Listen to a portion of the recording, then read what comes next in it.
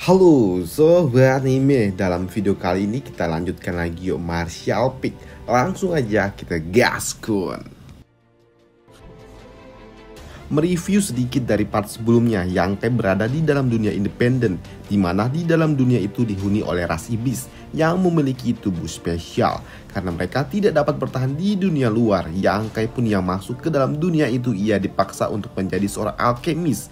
Ia dipaksa untuk membuat suatu pil yang dapat membuat ras iblis bertahan di dunia luar. Dan petualangan Yangkai di dunia independen telah dibahas di part sebelumnya, 50 menit. Setelah Yangkai keluar dari dunia independen, Yangkai pun diteleportasi ke dunia luar, di mana saat ini ia berada di dalam gua yang dipenuhi oleh salju dan juga es. Sedangkan di tempat yang sama kita pun diperlihatkan 3 orang murid yang terdiri dari 2 orang ciwi dan juga 1 batang paralon. Waduh, mereka bertiga pun ada di tempat ini karena mereka sedang berburu tanaman herbal. Mereka yang sedang berburu tiba-tiba saja didatangi oleh seseorang, dan orang itu adalah Yangkai. Di tempat ini Yangkai pun bertanya dan berujar kalau dirinya hanyalah seorang petualang yang kebetulan tersasar di tempat ini. Dan ia juga meminta tolong untuk menunjukkan suatu arah kemana ia harus pergi dari tempat ini.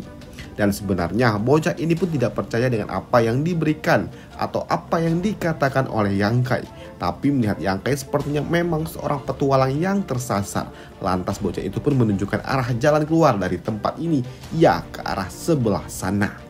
Mendapatkan suatu petunjuk arah, Yangkai pun memutuskan untuk pergi dari tempat ini sesuai arah petunjuk yang diberikan oleh pria itu. Tapi di sini sebelum Yangkai pun benar-benar pergi, bocah itu pun bertanya kepada Yangkai, apakah Yangkai berada di tempat ini berburu tanaman herbal juga? Dan jika iya, maka Yangkai harus menyerahkan seluruh tanaman herbal kepada mereka. Tapi di sini pun mengatakan kalau dirinya tidak mengambil apapun atau tidak melut apapun. Tapi ternyata mereka pun tidak percaya begitu saja. Bocah ini pun langsung menggunakan kesadaran ilahinya untuk memeriksa tubuh Yangkai. Dan ini merupakan suatu perbuatan yang sangat tidak sopan. Karena di sini Yangkai pun dapat merasakan kalau bocah itu telah memeriksa tubuhnya seenak jidat tanpa adanya punten-punten. Tapi di sini Yangkai pun masih dapat memakluminya. Melihat rekannya memberikan arah palsu ke arah pria itu, membuat 2 orang ciwi-ciwi ini pun kesal bagaimana bisa rekannya itu memberikan arah yang salah, arah menuju kota monster. Tapi bocah ini pun juga memiliki suatu alasan yang cukup masuk akal, karena mereka tidak dapat percaya kepada orang asing di tempat ini. Pria ini juga berujar bagaimana jika orang yang mereka temui itu adalah orang yang memiliki niat jahat kepada mereka. Bagaimana? Tapi di sini bocah berambut ungu ini sepertinya memiliki idealis yang cukup tinggi. Ia tetap tidak terima bagaimana jika memang bocah yang baru saja mereka temui itu benar-benar seorang petualang yang telah sasar di tempat ini. Dan hal itu pun menimbulkan suatu perdebatan kecil di kelompok mereka sepanjang jalan. Sedangkan di tempat lain kini Yangkai pun ngos-ngosan atau apa ya bahasa Indonesianya, kelelahan, ya. Yangkai pun di sini kelelahan karena ia harus bertarung dengan beberapa bis serigala. Dan di sini Yangkai pun juga kesal karena ia tahu sepertinya dirinya telah ditipu oleh bocah kampret yang barusan itu. Dan tak membutuhkan waktu lama, dan setelahnya tiba-tiba saja ada seseorang yang berlari ke arah Yangkai. Dan orang-orang yang berlari itu adalah kelompok kecil yang sebelumnya Yangkai temui. Dan di tempat ini gadis rambut ungu pun meminta bantuan kepada Yangkai. Dan Yangkai pun di sini sangat senang karena ini adalah waktunya untuk balas dendam. Lihat kalau ternyata orang yang ada di hadapan mereka adalah Yangkai, bocah yang telah mereka tipu sebelumnya. Di sini mereka pun cukup terkejut. Sembari membawa bocah yang terluka, gadis rambut ungu pun meminta maaf kepada Yangkai karena kelompoknya telah menipu Yangkai beberapa waktu lalu. Dan ia pun juga meminta bantuan kepada Yangkai untuk melindungi mereka. Dan mendengar itu Yangkai pun tertawa. Apalagi ketika monster serigala yang mengejar mereka mulai bergerak dan mencoba untuk menerkam kelompok kecil itu. Bahkan ketika bocah kampret yang telah menipu Yangkai kehilangan lengannya, di sini Yangkai pun tetap tidak simpati. Bahkan ketika 2 orang gadis itu berusaha keras untuk bertarung melawan para serigala dan juga terluka akibat pertarungan itu, di sini Yangkai pun tetap cuek-cuek baik. Dengan kondisi yang semakin terdesak, gadis rambut ungu pun berjanji kepada Yangkai. Jika saja Yangkai membantu mereka, maka ia akan membalas budi kepada Yangkai. Karena Yangkai telah menyelamatkan murid dari sekte Bright Thunder Spirit Religion. Waduh, panjang juga namanya. Tapi di sini Yang Kai pun masih bodoh amat karena di sini Yang Kai juga tidak tahu sekte apa itu. Dan di sini Yang Kai pun juga berujar kalau untuk menyelamatkan mereka adalah suatu masalah yang easy untuk dirinya. Tapi buat apa ia harus melakukan itu? Karena itu tidak ada untungnya untuk dirinya. Tapi melihat mata tulus dari si gadis rambut kepang membuat Yang Kai pun sedikit tidak tega. Karena ia melihat mata itu sama seperti mata tulus yang dimiliki oleh Xia. Dan di sini Yang Kai pun akhirnya tahu kalau sebenarnya gadis rambut ungu itu memiliki suatu potensi untuk dapat melarikan diri dari tempat ini, melihat kultivasinya cukup untuk melakukan hal itu. Tapi di sini ia pun tetap tidak pergi karena si rambut ungu itu tidak ingin meninggalkan gadis imut berkepang dua. Dan di sini pada akhirnya Yang Kai pun bersedia membantu mereka, tapi dengan syarat dan juga ketentuan yang berlaku, di mana gadis ungu itu pun harus membalaskan budi, termasuk dengan menggunakan tubuhnya. Ya, Yang Kai pun minta bayaran dengan cara waduh. Karena si gadis rambut ungu itu setuju selama Yang Kai dapat menyelamatkan nyawa mereka. Di sini Yang Kai pun tanpa basa-basi langsung mencomot mereka dan membawanya kabur. Setelah 5 hari perjalanan bersama 2 orang gadis imut ini tanpa ada adegan di sini Yang Kai pun meminta kepada 2 orang gadis itu untuk pergi ke arah utara. Karena di arah sana Yang Kai pun melihat ada sekelompok orang dari sekte mereka. Karena orang-orang itu terlihat menggunakan pakaian yang sama dengan yang mereka gunakan. Dan ini pasti akan menjadi suatu masalah jika anggota dari sekte para ciwi-ciwi itu melihat si Yang Kai. Jadi saat ini Yang Kai pun akan pergi sebelum orang-orang dari sekte mereka menemui Yang Kai. Dan ternyata saat ini Yang Kai pun pergi menuju kota terdekat, yaitu kota Grand Boulder. Dan di kota ini Yang Kai pun bertemu dengan seorang pedagang tanaman herbal, di mana pedagang itu pun mengatakan dan juga tahu kalau ternyata Yang Kai ini seorang alkemis. Pedagang ini juga mengatakan karena Yang Kai tidak memiliki token guild, sudah pasti Yang Kai bukanlah orang dari kota ini. Dan jika Yang Kai memiliki token guild, maka Yang Kai akan mendapatkan diskon jika Yang Kai ingin membeli tanaman herbal. Dan pedagang itu pun menyarankan agar Yang Kai bergabung dengan guild Serikat Para Alkemis. Dan di sini Yang Kai pun setuju dan ia memutuskan untuk mengikuti saran dari para pedagang tanaman herbal. Dan sesampainya Yang Kai di guild alkemis, Yang Kai pun bertemu dengan seorang master. Dan di sini master itu pun tahu kalau Yang Kai merupakan seorang alkemis muda. Karena Yang Kai datang ke tempat ini sudah pasti Yang Kai ingin bergabung dengan guild atau asosiasi alkemis. Tapi untuk dapat bergabung Yang Kai pun harus ikut atau lulus dalam tes ujian masuk.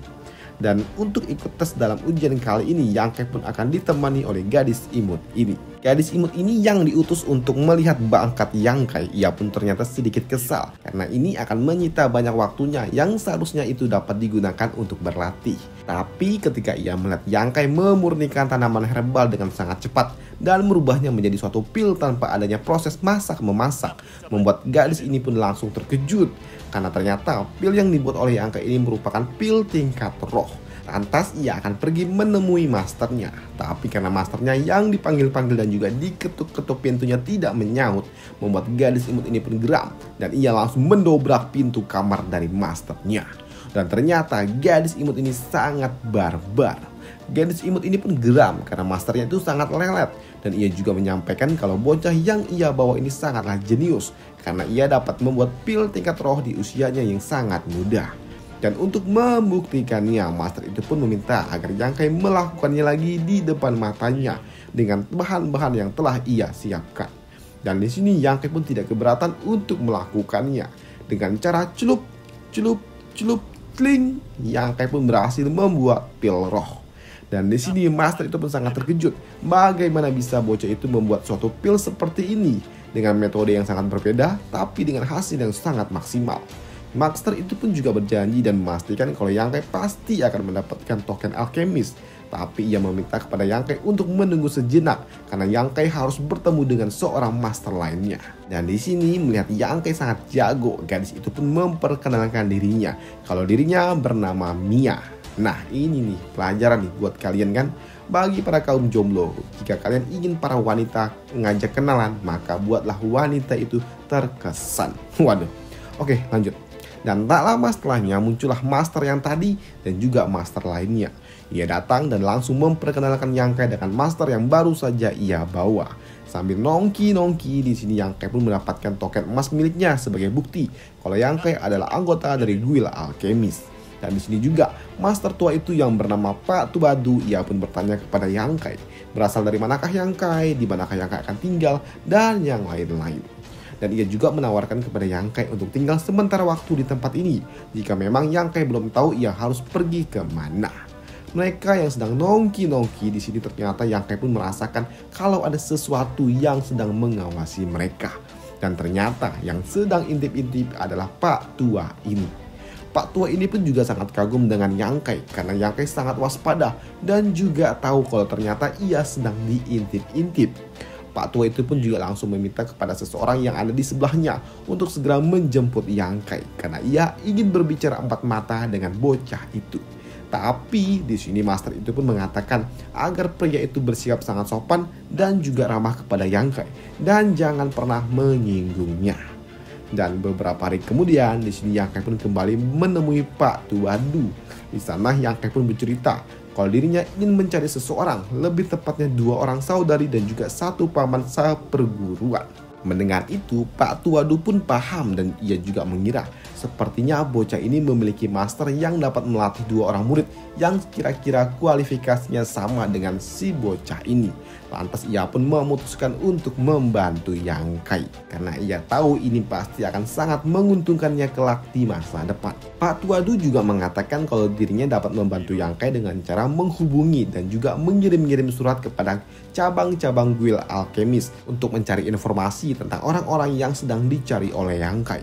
Dan Pak Tua ini pun juga menyarankan kepada Yang Kai sebaiknya Yang Kai pun juga memiliki suatu hubungan yang baik dengan sekte-sekte yang ada di sekitar, karena itu akan lebih mempercepat peluang Yang Kai menemukan rekan-rekannya. Pak Tua ini juga mengatakan kepada Yang Kai kalau di tempat ini ada 4 buah sekte, tapi ia hanya menyarankan 3 buah sekte saja agar Yang Kai dapat berteman dengan mereka. Dan seharusnya Yang Kai yang merupakan seorang alkemis yang dapat membuat pil tingkat roh, seharusnya Yang Kai pun tidak akan memiliki suatu kesulitan untuk dapat menjalin hubungan dengan para sekte-sekte itu yang ada di tempat ini. Setelah beberapa hari kemudian, di sini Yang Kai pun hanya menghabiskan waktunya hanya untuk berlatih alkemis, dan ia pun juga hampir menghabiskan seluruh stok bahan baku yang ada di tempat ini. Setelahnya datanglah si gadis imut Mia. Ia datang menyampaikan kalau Pak Tuwadu sedang memanggil Yang Kai karena sepertinya Pak Tua itu telah menemukan sekte yang sekiranya akan cocok untuk Yang Kai berlatih alkemis. Dan Pak Tuwadu pun menyarankan Yang Kai untuk bertemu dengan seorang master dari Guild Bright Thunder. Dan Pak Tua botak petir itu pun tahu dan ia juga sangat menyadari kalau bakat yang dimiliki Yang Kai sepertinya sangat bagus, dan ia mendengar cerita-cerita apik tentang Yang Kai. Ia juga meminta agar Yang Kai datang ke sektenya dan di sana Yang Kai akan disambut dan akan menjadi seorang tamu kehormatan. Pak Tua botak ini juga mengatakan kalau sekte Thunder akan menjamin bahan-bahan herbal yang dibutuhkan oleh Yang Kai untuk berlatih. Tapi di sini sekte Thunder juga meminta bagian. Ia akan meminta semua pil-pil yang dibikin oleh Yang Kai, di mana pil-pil itu akan dijual dan 80% akan menjadi milik sekte dan 20% akan diberikan kepada Yang Kai. Dan di sini Yang Kai pun tidak keberatan, bahkan ia juga tidak keberatan jika sekte hanya memberikannya 10% saja. Hanya saja Yang Kai meminta jaminan, yaitu kebebasan. Karena Yang Kai tidak dapat selamanya tinggal di dalam sekte. Karena ia harus pergi mencari seseorang jika waktunya telah tiba, dan mungkin saja Yang Kai pun akan menimbulkan suatu masalah juga untuk sekte itu. Negosiasi mereka pun juga berjalan sangat panjang dan juga cukup menarik, yang pada akhirnya Yang Kai pun setuju kalau dirinya akan menjadi tamu kehormatan untuk sekte Bright Thunder. Sekte Thunder aja lah, ribet. Beberapa hari kemudian setibanya Yang Kai di sekte Thunder, di sana Yang Kai pun ditempatkan kamar yang memang cukup baik, dan mereka pun langsung berpisah di tempat ini. Sedangkan Pak Tua botak itu pun bertemu dengan seorang master lainnya dari sekte Thunder. Seorang master itu pun sepertinya tahu tentang sedikit informasi tentang Yang Kai. Ia tahu kalau Yang Kai adalah seorang bocah yang pernah diculik oleh iblis pembawa peti beberapa bulan lalu. Pak tua ini pun sepertinya sangat yakin kalau bocah Yangkai ini bukanlah bagian dari sekte Bolt ketika Yangkai pertama kali diculik oleh iblis peti di wilayah dari sekte Bolt.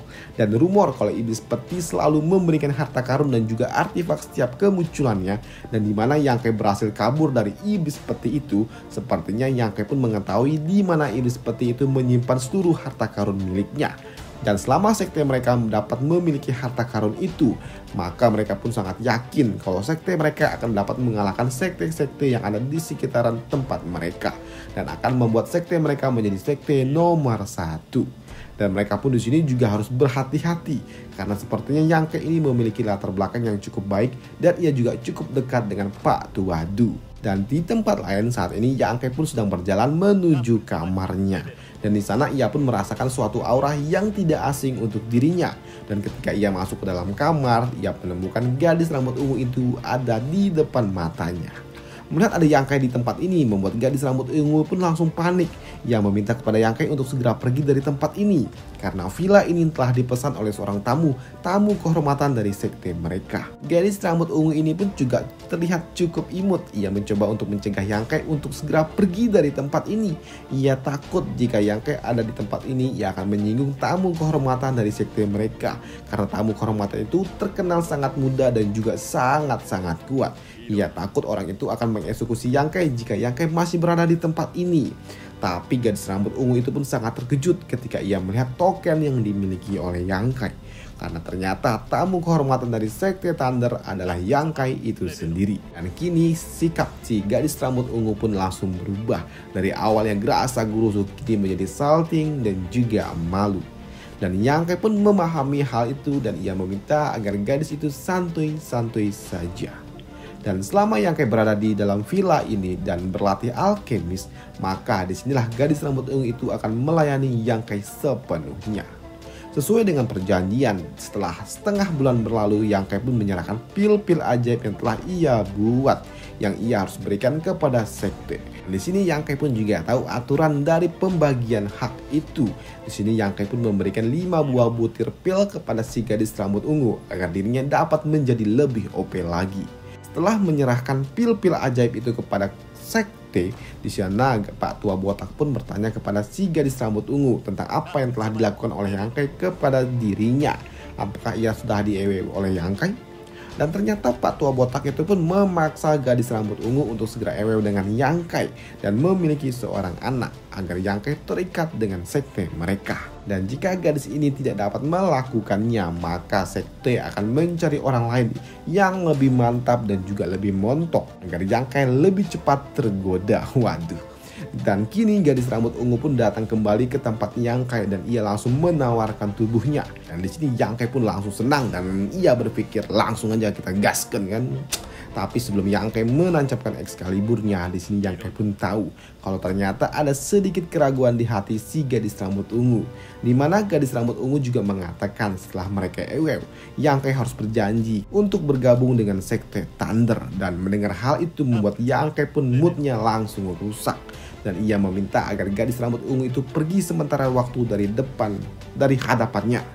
Setelah 2 bulan berlalu tanpa adanya suatu perkembangan, di sini Yangkai pun dipanggil ke dalam aula para master. Di sana Yangkai pun duduk di atas kursi dan cling, Yangkai pun langsung disegel. Di sini Yangkai pun kesal dan bertanya apa maksudnya ini. Dan Pak Tua Botak itu pun mengatakan kalau ia terpaksa harus melakukan ini agar Yangkai terikat dengan sekte mereka karena pendekatan dengan seorang wanita ternyata tidak mempan kepada Yangkai. Karena Yangkai tetap tidak ingin terikat dengan sekte, di sini Yangkai pun bertanya kenapa mereka begitu kekeh ingin memaksa Yangkai bergabung dengan sekte mereka.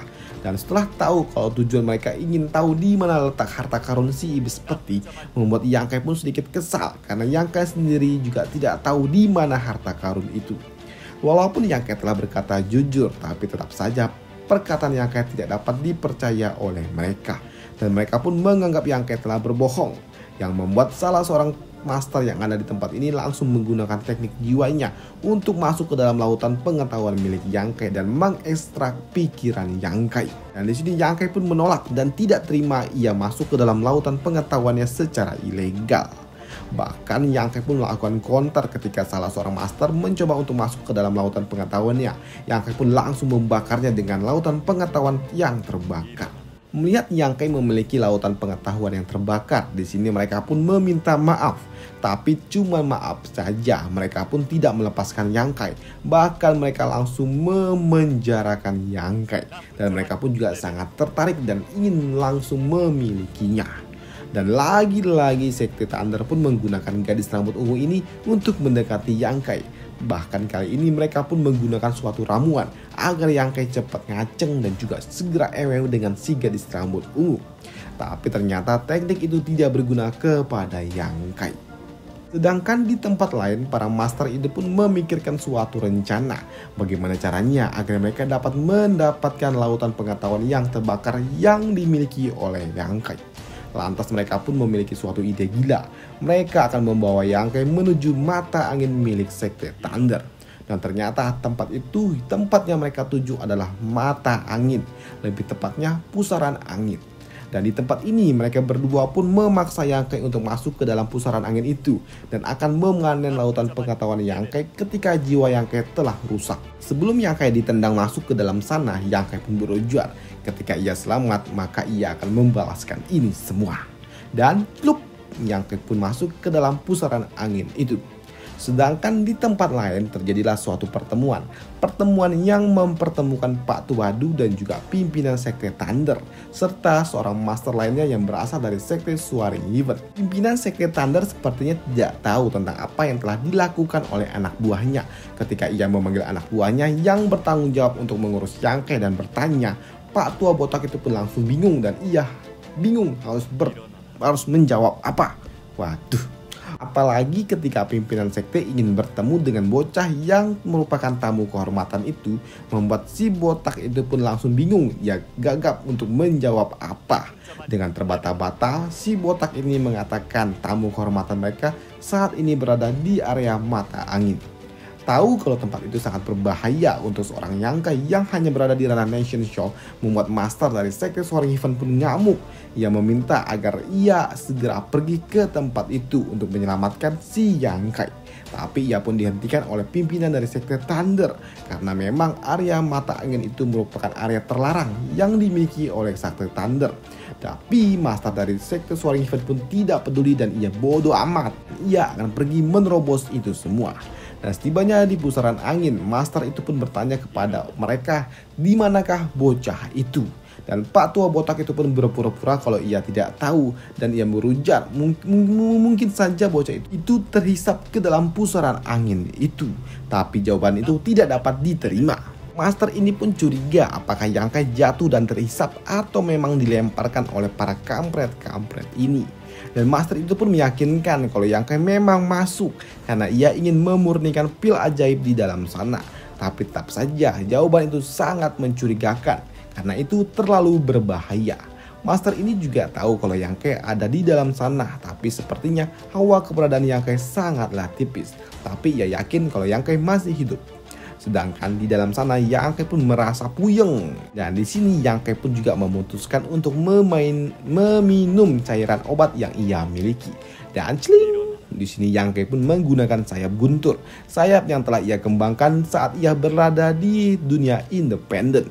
Di sini Yang Kai pun yang mencoba untuk memurnikan pusaran angin itu menggunakan sayap gunturnya, ternyata membuat pusaran angin itu menjadi tidak stabil yang memaksa Pak Tuadu menggunakan suatu batu ajaib untuk membentuk suatu barian. Dan ketika pusaran angin itu menghilang dan juga dimurnikan, muncullah Yang Kai dengan sayap barunya. Melihat ada Pak Tua Botak yang ada di tempat ini, Yang Kai pun tanpa ampun langsung memenggal kepalanya. Dan tentu saja hal itu membuat pimpinan dari sekte ini marah karena yang ia tahu Yang Kai merupakan seorang tamu kehormatan. Tapi kenapa ia malah menyerang master dari Sekte Thunder? Tapi di sini Yang Kai pun menjelaskan kalau para kampret itu telah mencoba untuk menyerang dirinya beberapa waktu lalu. Tapi ternyata jawaban Yang Kai tidak dapat diterima. Nah, buat apa seorang kultivator menyerang dan juga bertarung dengan seorang alkemis? Pasti tidak ada gunanya. Tapi di sini Yang Kai pun mengatakan kalau ia akan menjelaskan kenapa para kampret-kampret ingin memaksa dirinya untuk masuk ke dalam pusaran angin itu dan mengekstrak lautan jiwa miliknya.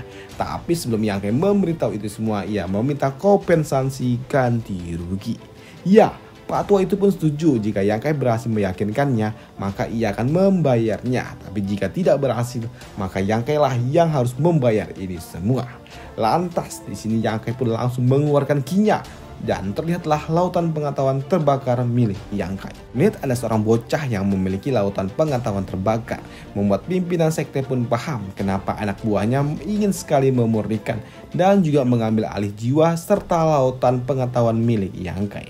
Dan di sini Yang Kai pun meminta kompensasi, di mana Yang Kai pun meminta ke tempat suatu mata guntur, karena Yang Kai tahu sekte Thunder memiliki sumber guntur lainnya. Guntur apa sih? Petir, waduh. Tapi Master Sekte pun mengatakan kalau tempat itu terlalu berharga milik sekte Thunder dan tidak mungkin mereka menyerahkan itu kepada Yang Kai.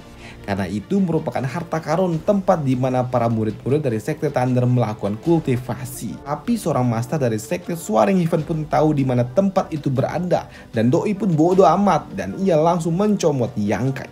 Dan ia langsung membuang Yang Kai ke dalam pusaran petir yang terus-terusan menyambar-nyambar itu. Melihat Yang Kai mencoba untuk memurnikan dan mengambil alih mata guntur, membuat Master Sekte pun ngamuk. Lantas Doi pun mencoba untuk menyerang Yang Kai dan BAM! Beruntung Doi pun ditahan oleh Master dari sekte Swaring Heaven. Karena pimpinan dari sekte Swaring Heaven mencoba untuk bertarung, Doi pun menyukainya dan langsung menghajarnya. Sedangkan di tempat Yang Kai saat ini, Yang Kai pun menyerap petir-petir yang menyambar-nyambar di tempat ini dan langsung memurnikannya, yang membuat kini tubuh Yang Kai pun semakin super duper OP. Waduh. Setelah itu semua, di sini Yang Kai pun yang telah berhasil memurnikan petir itu, ia diajak oleh seorang master dari sekte Swaring Heaven untuk ikut bersama dirinya menuju sektenya. Dan di sini Yang Kai pun setuju untuk pergi ke tempat itu karena memang di tempat ini tidak ada gunanya lagi ia bertahan. Dan setibanya di sekte Swaring Heaven, mereka bertemu dengan seorang gadis yang memiliki tompel di pipinya. Selain memiliki tompel, gadis itu juga memiliki alis mata yang cukup tebal. Dan juga gadis itu memiliki tubuh yang memang sangat menggoda. Waduh, besar juga, tapi ya gitulah. Dan petualangan Yang Kai di sekte Swaring Heaven akan dibahas di part selanjutnya. Dan sampai jumpa, bye.